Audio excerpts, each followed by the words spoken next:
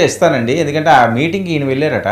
ఏం జరిగిందండి అక్కడ అసలు అంత దారుణంగా ఉందా? ఎందుకంటే ఇప్పుడు 3 సార్లు అరెస్ట్ చేశారు. నాలుగోసారి మళ్ళీ పోలీస్ స్టేషన్‌కి తీసుకెళ్లారు.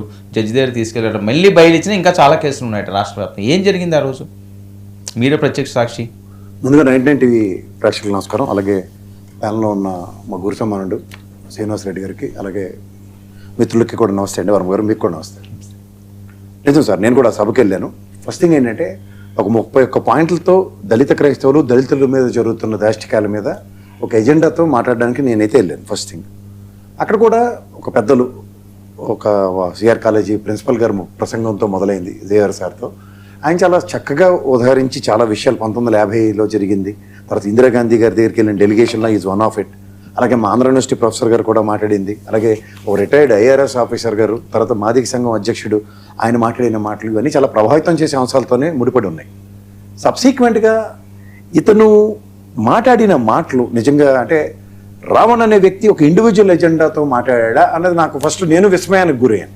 సో ఒక డిస్ప్రపోర్షనెట్ సిచ్యువేషన్ అక్కడ అట్రిబ్యూట్ చేస్తూ ఫస్ట్ థింగ్ ఇప్పుడు ఆయన నాకు తెలిసి పవన్ కళ్యాణ్ గారిని, రఘురామకృష్ణరాజు గారిని మాట్లాడే విషయాల కన్నా ఆ రాధా మనోహర్ అనే వ్యక్తి మీద మాట్లాడితే నేను అప్రిషియేట్ చేస్తాను. ఎందుకంటే నాకు కీర్తన చక్కగా చెప్పింది. ఇప్పుడు రాముణ్ణి, కృష్ణుణ్ణి అన్నదానికి హిందువుల మనోభావాలు అన్నప్పుడు, అలాగే క్రైస్తవ ఆరాధ్యుడైన ఈ జీసస్ క్రీస్తు విషయంలో కూడా రాధా మనోహర్ అన్న వ్యక్తి ఇష్టం వచ్చినట్టు మాట్లాడడం కూడా నాట్ టాలరబుల్, నాట్ యాక్సెప్టబుల్. అది కూడా మనం చెప్పాలి. ఎందుకంటే అతను యూట్యూబ్ ఛానల్లో తన ఇష్టారాజ్యంగా ఎలా పడితే అలా మాట్లాడుతున్నాడు. And it is not at all tolerable.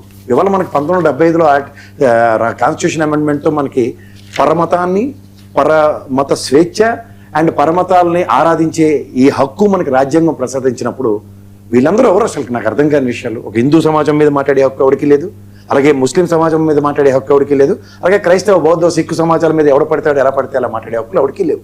These people can not be tolerable. ఇది గ్రహించండి ఫస్ట్. నేనంటుంది ఈ వైసీపీ ఒక అమాయకత్వనలో, జడ్డితనవనలో, బొరతక్కుతనవనలో నాకు అర్థం కాలేదు. ఒక 5 సంవత్సరాలు పరిపాలిస్తున్న దగ్గర ఇదే డిబేట్లో, ఇదే కీర్తనమ్మ లేదా ఇదే తెలుగుదేశం నుంచి ఎవరు వచ్చినా సరే సైకోగాడు లేదంటే ఏది పడితే అది మాట్లాడుతున్నప్పుడు వీళ్ళేమో దద్దిపోయినాలు తిని కూర్చుని ఉన్నారు. ఓ దశ లేకుండా. ఈ శ్రీనివాసరెడ్డి గారు నిలువెత్తున నిదర్శనం. నాకు ఈయనతో పాటే ఎన్నో డిబేట్లో ఏం సార్ తెలుగుదేశం వాళ్ళు కానీ జనసేనలో మాట్లాడినవి ఎన్ని ఉన్నాయి. అలాంటివి ఎంతో మంది వైఎస్ఆర్సీపీ అదే నేను మీరు టాలరెన్స్ అంటున్నారు. మీరు ఇంగ్లీష్ ప్రొఫెసర్ గారు కూడా నేను మీకు చెప్తున్నాను, ఇగ్నోరెన్స్ ఈజ్ ఆల్వేస్ డెత్. మహానుభావుడు వివేకానందుడు చెప్పింది అదే. మీరు ఇగ్నోరెన్స్ తో కన్సిడరేషన్ అన్నప్పుడు నాకున్న టాలరెన్స్ మీకు ఉండదు, మీకున్న టాలరెన్స్ నాకు లేదు. ఇప్పుడు టాలరెన్స్ లేని ఈ ప్రభుత్వం చూస్తున్నప్పుడు ఏం చేయాలంటే చేతులు ఉడికిపోయి కూర్చున్నట్టుగా కూర్చోవడమే తప్ప మీరు ఏమీ చేయలేరు. ఇవాళ మీకు ఒకటే చెప్తున్నాను, రావణ మీద అఫీషియల్ గా ఇప్పటికి నాకు తెలిసి 35 మంది ఉన్నాయి, 35 కేసులు ఉన్నాయి. ఓవరాల్ గా 102. ఇది జరగబోయే పరిణామాలు. ఇది 102 ప్రాంతాల్లో కేసులు నమోదై ఉన్నాయి. స్ట్రాటజికల్ గా ఎఫ్ఐఆర్ బయటికి రాకుండా చాలా బ్రహ్మాండమైన గేమ్ చేస్తున్నారు. మూడోది అంటే ఇప్పటిదాకా వచ్చిన సోకాల్డ్ బెయిల్స్ ఏవైతే ఉన్నాయో ఈ ఎఫ్ఐఆర్కి ఆఫ్ఐఆర్కి ఏం తేడా లేదు. సుప్రీంకోర్టు రూలింగ్ ప్రకారం ఇస్తున్నారు అన్నది వాస్తవం. కానీ ఇక్కడ ఈ over a period of time ఎక్కడో దగ్గర దేశద్రోహ చట్టము లేదంటే ఇంకోటి ఏదైనా అట్రిబ్యూట్ అయితే మాలాటి మీలాంటి జర్నలిస్టులకే దిక్కులేస్తారు. ఈ రోజుకి తిరుగుతున్నారు. ఎవరైతను? నేను అంటుంది ఏంటంటే సడన్ గా ఒక ఇష్యూని ఇప్పుడు చాలా మంది యూట్యూబర్స్ ఉన్నారు, అందరూ మాట్లాడుతున్నారు. ఈ లేటెస్ట్ టెండెన్సీ అన్నది ఎక్కడి నుంచి స్టార్ట్ అయిందంటే ఒక ప్రొవకేషన్ తో స్టార్ట్ అయింది. ఆ ప్రొవకేషన్ అనేది ఎక్కడికి లీడ్ అవుతుంది? నేను అందరికీ కూడా కేటగిరీలో చెప్తాను. ఈ దరిద్రానికి తోడు నేను మొన్న డిబేట్ లో కూడా చెప్పాను, ఈ లీగల్ సెల్ అంత వీకెస్ట్ లీగల్ సెల్ ప్రపంచంలో ఎక్కడ ఉండదు.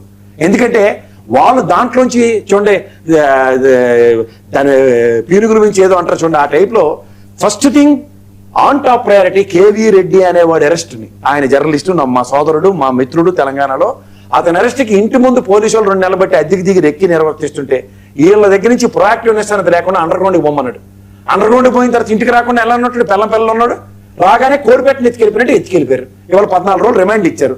కర్మగాలి రావణికి కనుక ఎక్కడైనా రిమాండ్ పడినా లేదంటే ఇవాళ దరిద్రం చూడండి, శనివారం ఇవాళ నిజమే ఇవాళ కోర్టు ఉంటుందో ఉండదో తెలియదు, కోర్టు ఏం చేస్తుందో తెలియదు. రేపు పొద్దున్న ఆదివారానికి ఇంకో స్టేషన్ నుంచి పీటీ వరకు పట్టుకెళ్ళిపోయారు అనుకోండి. రేపు సండే కదా, సండే ఎవ్వడు ప్రపంచంలో ఏ శక్తి ఎవరిని ఏం చేయలేదు. రేపు మండే మళ్ళీ ఆయనకి బెయిలే వస్తుంది. ఇంకో దగ్గర అలా 102 స్టేషన్లు తిరగడం అన్నది ఎంత ప్రమాదం. ఇది గాక ఆయన నిరాహార దీక్షలో ఉన్నాడు. అతను నిరసన తెలియజేస్తున్నాడు. Okay, I'm not contradicting it.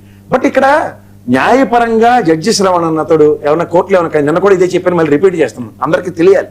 ఇప్పుడు రావణ్ గారి విషయంలో జడ్జి శ్రవణ్ గారు నిజం ఉన్నారు, పక్కన ఉన్నాడు, వాదిస్తున్నాడు, తీసుకొస్తున్నాడు. వీళ్ళిద్దరికి ఇంకేం పని పోవట్లేదా? ఇదే పనుల మీద తిరగాల? అందుకే మనకి చిన్నప్పుడు చెప్పింది ఏంటి, నోరు మంచిది అయితే ఊరు మంచిది అవుతుంది, ఊరు మంచిది అయితే మనం చేయవలసింది అది. ఆయనది ఒక జై భీమ్ పార్టీ, ఆయన పార్టీ విధానాలతో 31 పాయింట్ల ఎజెండాతో ఇవాళ ఆయన ఎదుర్కొంటారు. ఇవాళ ఇలా జగన్మోహన్ రెడ్డి గారికి కూడా మొహం ఇడి చేస్తున్నాడు ఆయన పైకి పెడితే. నీకు బాధ్యత లేదా అని ఏం చేయాలా? ఇప్పుడు తెలుగుదేశం అధినేత ప్రభుత్వంలో, మీ ప్రభుత్వం దగ్గర ఇవాళ మీరు సాయికృష్ణ కేసు చూడండి, ఈ కేసు చూడండి. లా అండ్ ఆర్డర్ ఎవరి దగ్గర ఉందమ్మా? గౌరవ ముఖ్యమంత్రి గారి దగ్గర ఉంది. ముఖ్యమంత్రి గారు ఫెయిల్యూర్ కింద చూడాలా? ఏమని చెప్పాలి దీనికి? పోలీసులు నిరంతరం ఈ కేసులు పెడుతున్న దగ్గర పోలీసులు ఈ కేసులు పెట్టే పరివి గౌరవ ముఖ్యమంత్రి గారు.